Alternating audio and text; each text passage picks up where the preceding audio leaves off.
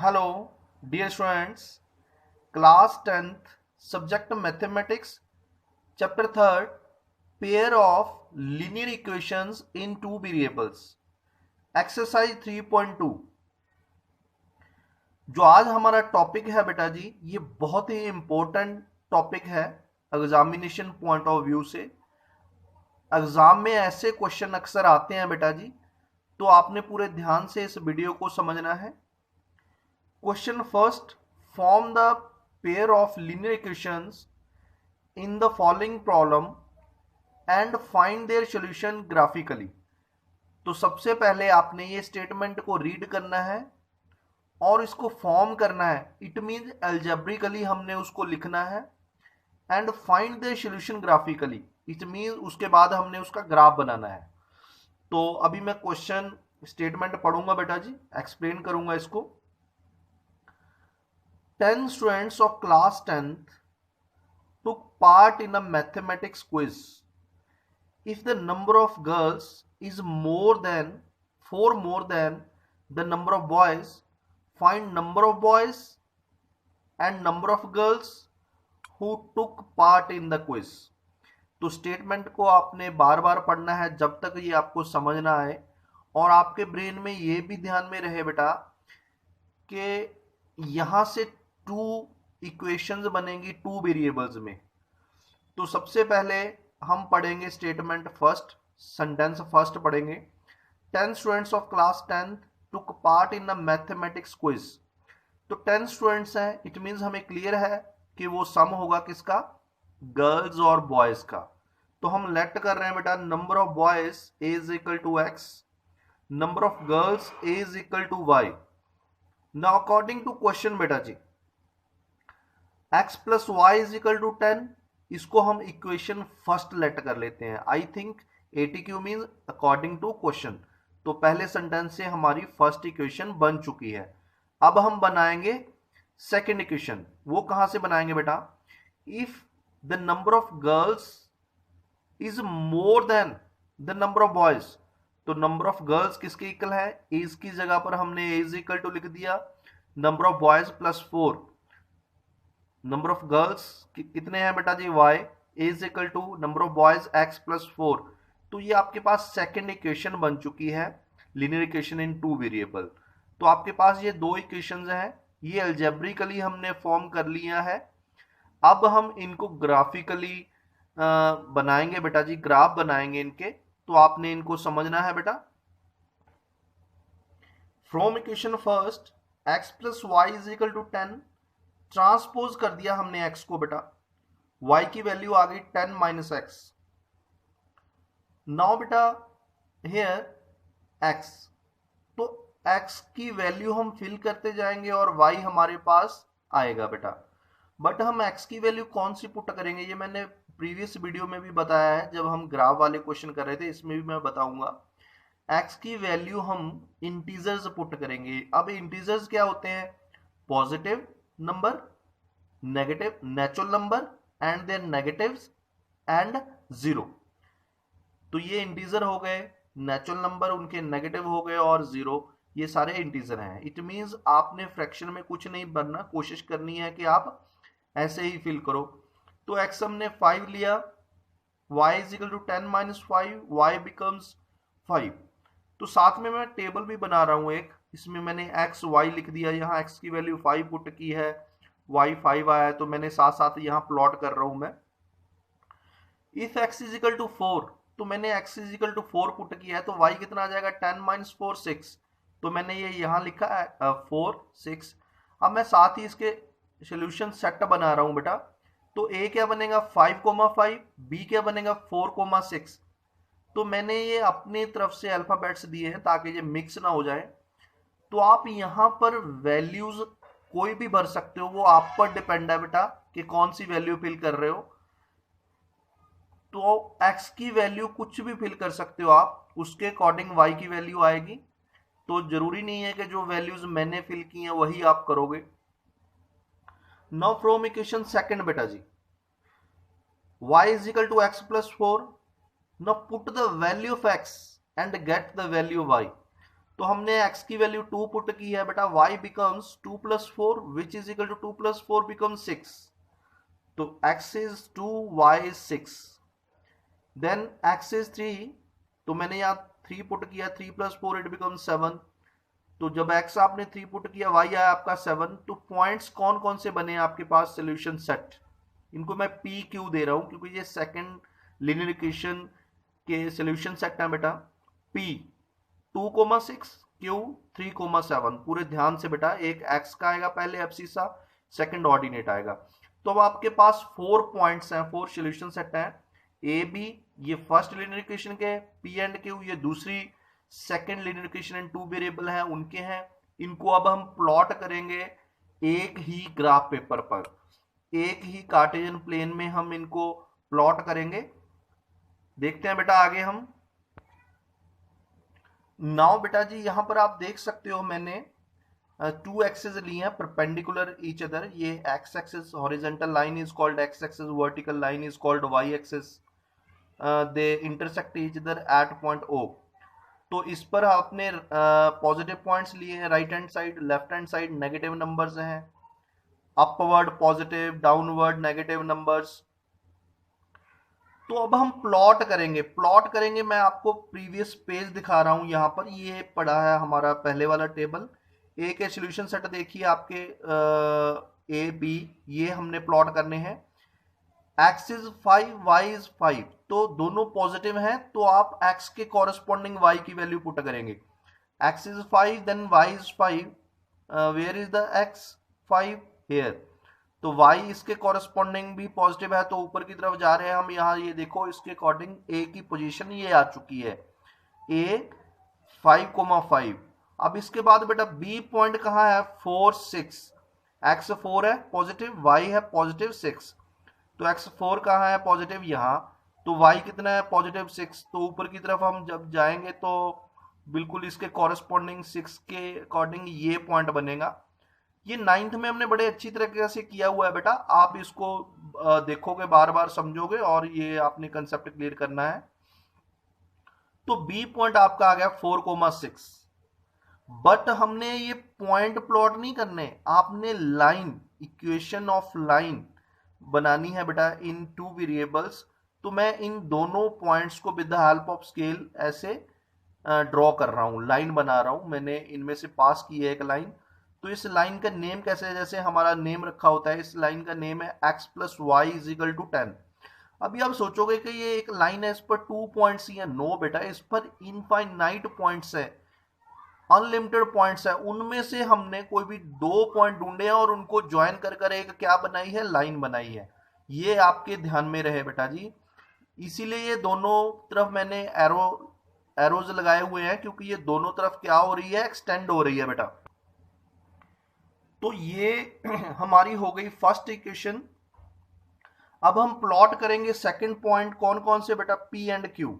तो p के coordinates देखिए कौन से हैं, 2,6, q के 3,7, तो p पर आते हैं पहले 2,6, x आपके पास 2 पॉजिटिव है, उसकी कॉरेस्पॉन्डिंग वैल्यू y की कितनी है 6, तो 2 आपका यहां हो गया बेटा जी, 2 के कॉरेस्पॉन्डिंग 6 कहां आएगा आपका, तो आप यहां देख सकते हो, ये आ गया p के कोऑर्डिनेट्स हैं, पोजीशन p की है 2,6। सेकंड पॉइंट आपका है q 3,7, तो 3 ये आ गया, x की वैल्यू उसके कॉरेस्पॉन्डिंग जो y की वैल्यू है 7 वो यहां आ चुकी है, तो ये q के कोऑर्डिनेट्स हैं। जब हम इनको मिलाएंगे बेटा जी तो आपके पास ये लाइन आ जाएगी, इस लाइन का नेम क्या है, y is equal to x plus 4।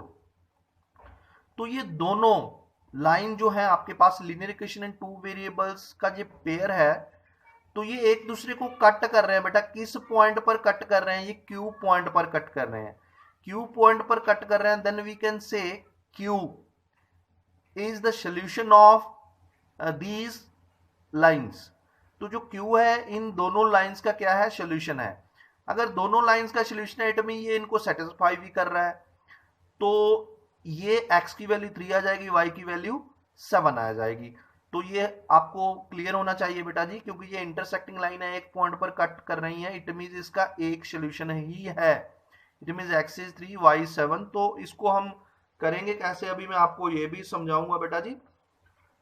तो मैंने यहां लिखा हुआ है we can observe the graph Q के coordinates 3,7 satisfy both linear equations. तो x is equal to 3, y is equal to 7। अब x क्या है? Number of boys is equal to x which is equal to 3, number of girls is equal to y which is equal to 7। तो it means जो number of boys हैं वो 3 है, number of girls हैं जो 7 है। आप यहां पर जस्टिफाई कर सकते हो आपका answer. Put here 3 plus 7 10, put here 3 plus 4 7। It means y की वैल्यू 7 आ रही है, तो ये सेटिस्फाई हो रहा है बेटा। इट मींस हमारा क्वेश्चन जो है वो ठीक है बेटा जी। चलो हम अब आगे बढ़ते हैं नेक्स्ट कंसेप्ट की ओर बेटा जी। इससे पहले हमने बेटा सीखा है कि किसी भी स्टेटमेंट को हमने लीनियर इक्वेशन इन टू वेरिएबल की फॉर्म में कैसे लिखना है और हमने उनके सॉल्यूशन ग्राफिकली कैसे ढूंढने हैं। अब जो हमारा टॉपिक है ये नेक्स्ट और अच्छा टॉपिक है। इसमें से भी एक दो क्वेश्चन डेफिनेटली बन जाते हैं एग्जाम में, क्योंकि ये सिंपल है। अगर हम इसको समझने की कोशिश करेंगे तो जल्द ही हम ये सारा कंसेप्ट समझ आएंगे। नाउ बेटा here we have a pair of linear equations in two variables. तो मैंने जनरलाइज्ड इक्वेशंस ली हैं a1x plus b1y plus c1 is equal to 0 and a2x plus b2y plus c2 is equal to 0। अब a1 क्या है? a1 is the coefficient of x, a2 is the coefficient of x, b1 is the coefficient of y, b2 is the coefficient of y, c1 and c2 are the constants। तो ये constant है c1 and c2। तो इनको आपने समझना है। इस पर मैंने डिटेल्ड वीडियो ऑलरेडी बनाई हुई है, वो आप चेक कर सकते हो बेटा जी। आज जो हमारा टॉपिक ये है कि हम इनको विदाउट प्लॉटिंग द पॉइंट्स, बिना प्लॉट किए हम कैसे बताएंगे कि ये इंटरसेक्टिंग लाइंस हैं, कोइंसिडेंट लाइंस हैं, जब पैरेलल लाइंस हैं। अभी आप सोचोगे जो intersecting lines, coincident lines, parallel lines ये कौन सी होती हैं? ये मैंने ऑलरेडी करवाई हुई है, मैं जनरल आपको बता रहा हूँ। इंटरसेक्टिंग लाइंस मीन जो एक पॉइंट पर कट कर रही हैं, कोइंसिडेंट लाइन मीन जो एक दूसरी पर लाई कर रही हैं, जैसे ये कर रही हैं two lines. Parallel means they never intersect each other if we extend them. अगर हम उनको बढ़ाएं बेटा जी, ये कभी भी एक दूसरे को कट नहीं करेंगे। आप देख सकते हो इनमें डिफरेंस जो है डी डी डी सभी में डिफरेंस सेम है। It means they are parallel. तो ये तो मैंने आपको फॉर्मेशन बताई है, अब थोड़ा डिटेल में चल रहे हैं बेटा। दीज टू लाइन जो हमारे पास गिवन है आर इंटरसेक्टिंग लाइंस। तो ये इंटरसेक्टिंग लाइंस कब होंगी बेटा? अगर ये इंटरसेक्टिंग लाइंस है देन कौन सी कंडीशन होगी? तो होगी a1 अपॉन a2, यानी कि इनकी ratio doesn't equal to b1 upon b2, doesn't equal to c1 upon c2। It mean ये तीनों की जो रेशो है वो सेम नहीं होगी जब ये इंटरसेक्टिंग लाइंस हैं। अगर हम बोलें कि ये कंडीशन अगर ये सेटिस्फाई कर रहे हैं तो हम बोल देते हैं कि ये इंटरसेक्टिंग लाइंस है। अगर ये इंटरसेक्टिंग लाइंस है देन ये कंडीशन भी फॉलो करेंगे। आई होप कि आपको ये समझ आ रहा है। इनके कोफिशिएंट की जो रेशो है वो कभी भी सेम नहीं होने वाली तीनों की। यहां पर हम फर्स्ट टू के लिए ही यूज कर रहे हैं। तब हम देख सकते हैं कि ये लाइंस क्या है? इंटरसेक्टिंग लाइंस है। Intersecting line means they cut each other eight one point. इसको आगे हम क्या बोल सकते हैं? तो इन दोनों लाइंस का जो सॉल्यूशन होगा वो एक होगा, वन सॉल्यूशन। जैसे हमने प्रीवियस क्वेश्चन में एक ही सॉल्यूशन निकाला था 3,7। इसको ही आगे हम बोल देते हैं यूनिक सॉल्यूशन। यूनिक मींस बेटा एक। तो ये आपको क्लियर है। इंटरसेक्टिंग लाइंस कब होती हैं? जब a1 upon a2 doesn't equal to b1 upon b2 हो। तो ये इनकी ग्राफिकल फॉर्म है। ये इनकी जो इंटरप्रिटेशन है वो है कि इनका एक सॉल्यूशन होगा। नाउ बेटा second part, are coincident lines हो तो क्या होगा? जहां हम इसका उल्ट बोल सकते हैं कि जब a1 upon a2, b1 upon b2 is equal to c1 upon c2, ये तीनों रेशो जो है वो सेम हो रेशोज, तो क्या होगा? लाइंस क्या होंगी? कोइंसिडेंट होंगी। कोइंसिडेंट मींस वो एक दूसरे पर लाई करेंगी। तो इसको हम और डीप में जाएं तो इसको क्या बोल सकते हैं? एक लाइन पर इनफाइनाइट पॉइंट होते हैं, ये हमें पता है। अगर एक लाइन पर इनफाइनाइट पॉइंट है, वो लाइन दूसरी लाइन पर लाई कर रही है, इट मींस दोनों के जो सॉल्यूशंस है वो क्या है, इनफाइनाइटली मैनी सॉल्यूशंस है। तो आई होप ये आपको क्लियर हो गया होगा बेटा। अब हम पार्ट थर्ड की तरफ आ रहे हैं। a1x plus b1y plus c1 is equal to 0, a2x plus b2y plus c2 is equal to 0 are parallel. अगर ये पैरेलल है तो ये कंडीशन होगी, अगर ये कंडीशन है then these lines are parallel. अब ये है क्या, इनकी रेशो है a1 upon a2, a is equal to b1 upon b2। अगर फर्स्ट टू सेम हो but third c1 upon c2 doesn't equal to c1 upon c2 हो, तो हम बोल देते हैं कि these lines are parallel lines. अगर पैरेलल लाइंस हैं बेटा, आप देख सकते हो ये कहीं भी कट नहीं हो रही, इट मींस नो सॉल्यूशन। यहां पर एक पॉइंट पर कट हो रही थी तो वन सॉल्यूशन था, यूनिक सॉल्यूशन था। यहां पर इनफाइनाइट पॉइंट पर कट हो रही है तो इनफाइनाइटली मेनी सॉल्यूशंस हैं। यहां पर ये कट ही नहीं हो रही, then we can say no solution. तो बेटा जी मैं आपको बताना चाहूंगा कि इस वीडियो के एंड पर मैं आपको ये सारे नोट्स जो अवेलेबल करवाऊंगा लास्ट पेज पर, तो आप वीडियो को पॉज कर कर ये सारे नोट्स आप कॉपी कर सकते हो, अपने रिकॉर्ड में रख सकते हो और बार बार रिवाइज कर सकते हो। ये क्वेश्चंस बहुत इंपॉर्टेंट है बेटा। अगर आपको ये समझ नहीं आ रहे तो आप वीडियो को बार बार देखकर ये सारे कंसेप्ट जो हैं वो उनमें अच्छी तरह से एक्सपर्ट हो जाओगे। और साथ में एक बात मैं आपको और बताऊंगा कि आपने इनको समझकर अपने आप एमसीक्यूज भी बनाने हैं। एमसीक्यूज मीन वहीं से ही पता चलता है कि हम किसी कंसेप्ट में कितने एक्सपर्ट हैं, अगर हम उनके एमसीक्यूज बना सकते हैं।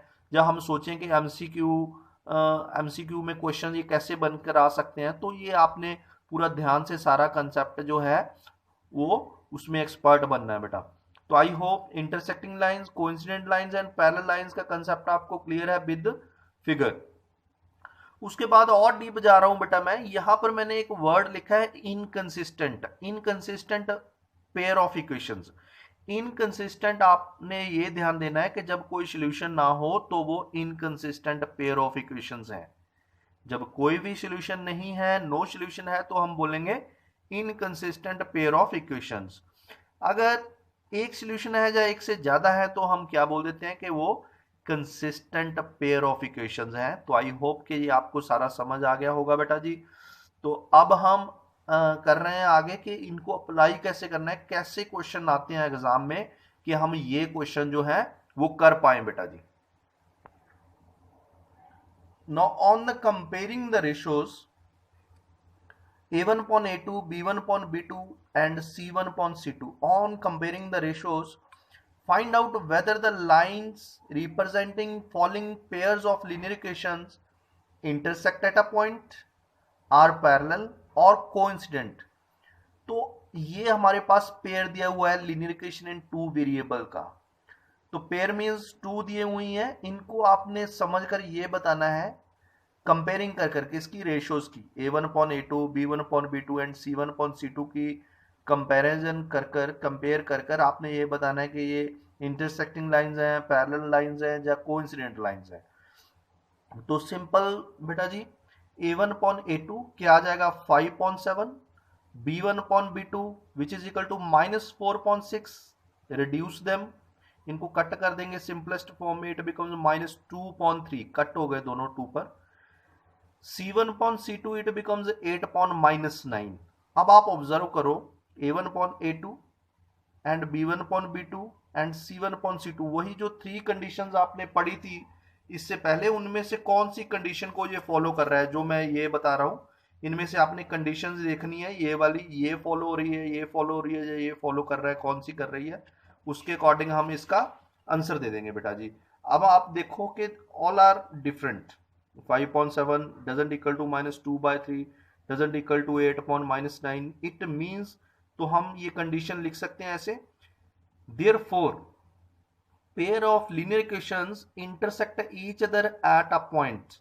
it means हम बोल सकते हैं जो pair of linear equation in two variables हैं ये इंटरसेक्ट कर रही हैं, क्योंकि कंडीशन ये कौन सी है, इंटरसेक्टिंग लाइन वाली है ये कंडीशन।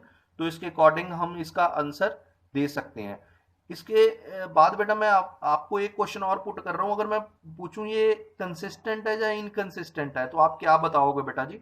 थिंक कीजिए फॉर 2-3 सेकेंड्स।